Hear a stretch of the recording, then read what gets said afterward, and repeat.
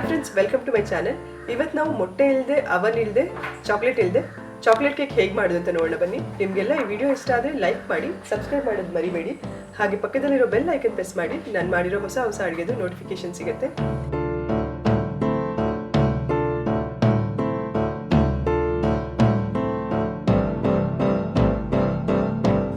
Stove ಮೇಲೆ ಒಂದು ಪಾತ್ರೆ ಇಡ್ಬೋದು ಅಥವಾ ಬಾಣಲೆ, ಕುಕ್ಕರ್ ಯಾವುದಾದ್ರೂ ತೊಗೋಬಹುದು. ನಾನಿಲ್ಲಿ ಒಂದು ಪಾತ್ರೆ ತೊಗೊಂಡಿದ್ದೀನಿ. ಅದ್ರ ಕೆಳಗಡೆ ಸ್ವಲ್ಪ ಉಪ್ಪು ಹಾಕಿ ಒಂದು ಬೌಲ್ನ ಕೆಳಗಡೆ ಇಟ್ಟಿದ್ದೀನಿ. ಈ ಬೌಲ್ ಆದರೂ ಇಡ್ಬೋದು, ಇಲ್ಲ ಸ್ಟ್ಯಾಂಡ್ ಆದರೂ ಹಾಕ್ಬೋದು. ಸೊ ಈಗ ಸ್ಟವ್ ಆನ್ ಮಾಡಿ ಫುಲ್ ಕಡಿಮೆ ಉರಿಯಲ್ಲಿ 10 ನಿಮಿಷ ಇದನ್ನು ಪ್ರೀಹೀಟ್ ಮಾಡೋಣ. ಅರ್ಧ ಕಪ್ ಹಾಲು ತೊಗೊಂಡಿದ್ದೀನಿ, ನಾರ್ಮಲ್ ರೂಮ್ ಟೆಂಪರೇಚರಲ್ಲಿದೆ.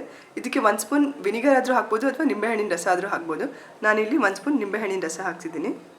ಇದನ್ನು ಚೆನ್ನಾಗಿ ಮಿಕ್ಸ್ ಮಾಡಿ ಸೈಡಲ್ಲಿ ಇಟ್ಕೊಳ್ಳೋಣ. 2 ರೂಪಾಯಿದು 2 ಬ್ರೂ ಪ್ಯಾಕೆಟ್ ತೊಗೊಂಡಿದ್ದೀನಿ. ಸೊ ಈ ಪ್ಯಾಕೆಟ್ ಕಟ್ ಮಾಡಿ ಬೌಲಲ್ಲಿ ಹಾಕೋತೀನಿ. ಇದಕ್ಕೆ 3 ಸ್ಪೂನು ಬಿಸಿ ಬಿಸಿ ನೀರು ಹಾಕೋತೀನಿ. ಈಗ ಇದನ್ನು ಚೆನ್ನಾಗಿ ಮಿಕ್ಸ್ ಮಾಡ್ಕೊಳ್ಳೋಣ. ಚಾಕ್ಲೇಟ್ ಕೇಕಿಗೆ ಕಾಫಿ ಪೌಡರ್ ಹಾಕೋದ್ರಿಂದ ಅದ್ರ ಟೇಸ್ಟ್ ಇನ್ನೂ ಜಾಸ್ತಿ ಆಗುತ್ತೆ. ಇದನ್ನು ಸೈಡಲ್ಲಿ ಇಟ್ಕೊತಿದ್ದೀನಿ.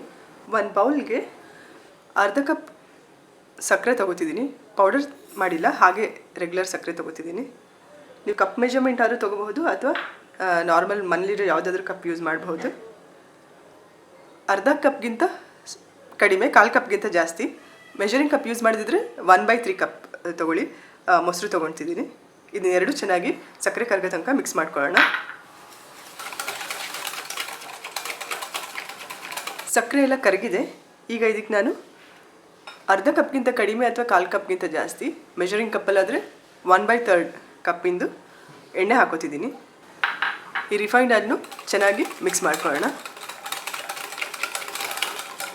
ನೋಡ್ಬೋದು, ಎಣ್ಣೆ ಕಾಣಿಸ್ತಿಲ್ಲ, ಚೆನ್ನಾಗಿ ಮಿಕ್ಸ್ ಆಗಿದೆ. ಈಗ ಇದಕ್ಕೆ ನಾನಿಲ್ಲಿ 1 ಕಪ್ ಮೈದಾ ಹಿಟ್ಟು ತೊಗೊಂಡಿದ್ದೀನಿ, ಅದನ್ನು ಹಾಕೋತಿದ್ದೀನಿ. 1/4 cup cocoa powder, 1 tea spoon ಅಥವಾ 1 ಸ್ಪೂನ್ ಬೇಕಿಂಗ್ ಪೌಡರ್, 1/4 ಚಮಚ ಅಡುಗೆ ಸೋಡಾ. ಈಗ ಇದನ್ನೆಲ್ಲ ಚೆನ್ನಾಗಿ ಸೀವ್ ಮಾಡ್ಕೊಳ್ಳೋಣ.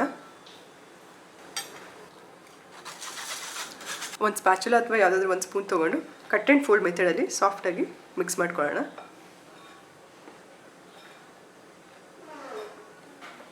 ಈಗ ನಾವು ಮಾಡಿರೋ ಕಾಫಿ ಡಿಕಾಕ್ಷನ್ ಹಾಕ್ಕೊಂಡು ಚೆನ್ನಾಗಿ ಮಿಕ್ಸ್ ಮಾಡ್ಕೊಳ್ಳೋಣ.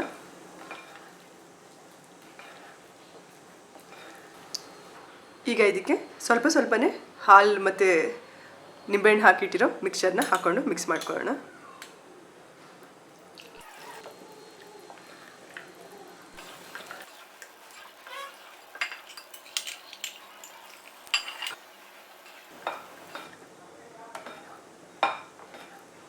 ಕೇಕ್ ಬ್ಯಾಟರ್ ರೆಡಿ ಆಗಿದೆ. ಈಗ ನಾವೊಂದು ಮೋಲ್ಡ್ ಅಥವಾ ಯಾವುದಾದ್ರೂ ಅಲ್ಯೂಮಿನಿಯಂ ಪಾತ್ರೆ ಯಾವುದಾದ್ರೂ ತೊಗೊಬೋದು. ಅದಕ್ಕೆಲ್ಲ ಚೆನ್ನಾಗಿ ಎಣ್ಣೆ ಹಚ್ಕೊಳ್ಳೋಣ.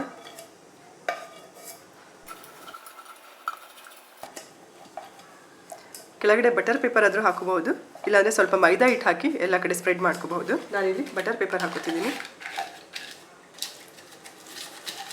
A4 ಸೈಜ್ ಶೀಟಿಗೆ 2 ಕಡೆ ಚೆನ್ನಾಗಿ ಎಣ್ಣೆ ಹಾಕಿ ಅದನ್ನು ಬಟರ್ ಪೇಪರ್ ಥರ ಯೂಸ್ ಮಾಡ್ಕೋಬಹುದು.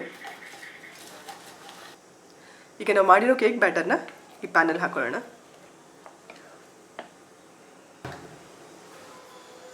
ಒಂದೆರಡು ಸರ್ತಿ ಟ್ಯಾಪ್ ಮಾಡೋಣ. ಈಗ ಪ್ರೀಹೀಟ್ ಮಾಡಿರೋ ಪಾತ್ರೆಲಿಟ್ಟು 40ರಿಂದ 50 ನಿಮಿಷ ಲೋ ಫ್ಲೇಮಲ್ಲಿ ಬೇಕ್ ಮಾಡೋಣ. ಮಧ್ಯದಲ್ಲಿ 30 ನಿಮಿಷ ಆದಮೇಲೆ ಒಂದು ಸರ್ತಿ ಚೆಕ್ ಮಾಡೋಣ ಆಗಿದೆಯೋ ಇಲ್ವೋ ಅಂತ ಹೇಳಿ. ನಾವು ತೊಗೊಂಡಿರೋ ಮೆಜರ್ಮೆಂಟಿಗೆ 45ರಿಂದ 50 ನಿಮಿಷ ಬೇಕಾಗುತ್ತೆ. 40 ನಿಮಿಷ ಆಗಿದೆ. ಈಗ ಇಟ್ಟು ಚೆಕ್ ಮಾಡೋಣ. ನೋಡ್ಬೋದು, ಕ್ಲೀನಾಗಿ ಬಂದಿದೆ. ಈಗ ಕೇಕ್ನ ತೆಗೆದು ಕೂಲ್ ಮಾಡೋಕ್ಕೆ ಹೇಳೋಣ.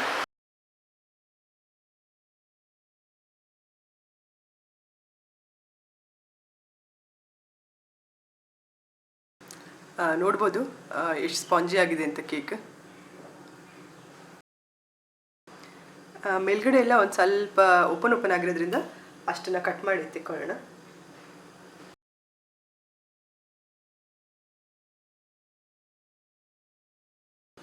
ಕೇಕ್ ರೆಡಿಯಾಗಿದೆ.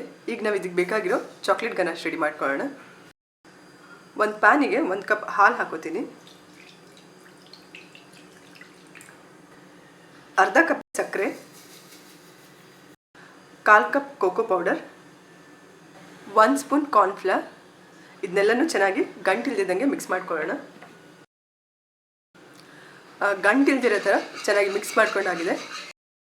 ಈಗ ಸ್ಟವ್ ಆನ್ ಮಾಡಿ ಮೀಡಿಯಮ್ ಫ್ಲೇಮಲ್ಲಿ ಇದನ್ನು ಬೇಯಿಸ್ಕೊಳ್ಳೋಣ ಸ್ವಲ್ಪ ಗಟ್ಟಿ ಆಗೋ ತನಕ.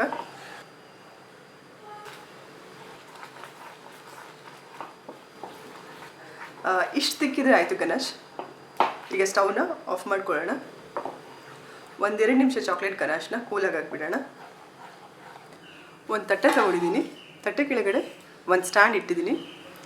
ನಾವು ಮಾಡಿರೋ ಕೇಕ್ನ ಈ ಸ್ಟ್ಯಾಂಡ್ ಮೇಲೆ ಇಟ್ಕೊಳ್ಳೋಣ. ನಾವು ಮಾಡಿರೋ ಗನಾಶ್ ಸ್ವಲ್ಪ ಬಿಸಿ ಇರುವಾಗಲೇ ಕೇಕ್ ಮೇಲೆ ಹಾಕ್ಕೊಳ್ಳೋಣ.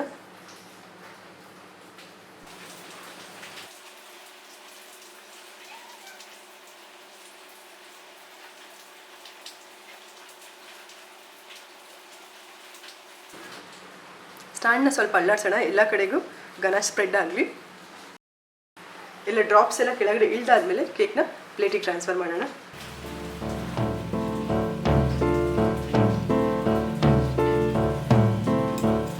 ಚಾಕ್ಲೇಟ್ ಕೇಕ್ ರೆಡಿ ಆಗಿದೆ.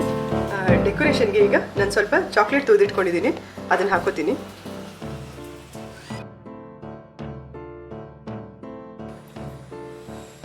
ಚಾಕ್ಲೇಟ್ ಗನಾಶ್ ಕೇಕ್ ರೆಡಿ ಆಗಿದೆ. ನೀವು ಟ್ರೈ ಮಾಡಿ, ಹೇಗಾಗಿದೆ ಅಂತೇಳಿ ಕಮೆಂಟ್ ಮಾಡಿ ತಿಳಿಸಿ. Thanks for watching the video.